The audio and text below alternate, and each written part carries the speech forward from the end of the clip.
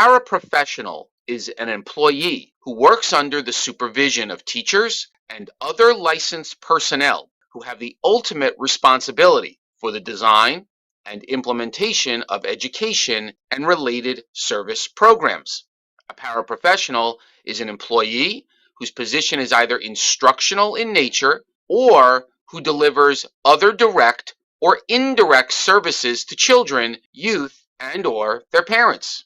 Paraeducator or paraprofessional is currently the most generally accepted and recognized job title. After watching this lecture, you should understand the following. What is a paraprofessional? And we'll cover different areas there. What can a paraprofessional do and the various responsibilities of a paraprofessional? The first part of the lecture will address where students can be educated, known as the least restrictive environment. The second part of this lecture will then focus on both classroom and behavior management techniques and strategies when working with children with special needs.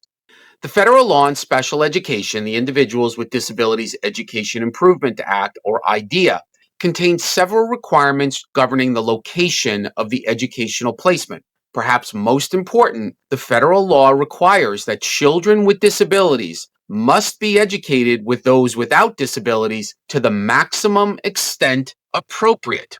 It is referred to as the least restrictive environment, or the LRE. The least restrictive environment is composed of various continuums of placement that range from the least restrictive to the most restrictive.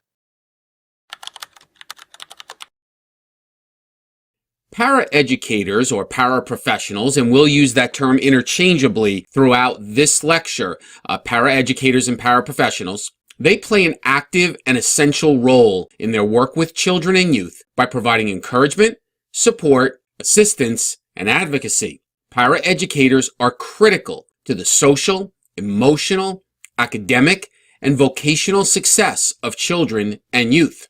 They are respected and valued members of the educational team. Paraeducators understand the needs of children and youth and have the specialized training to meet student needs.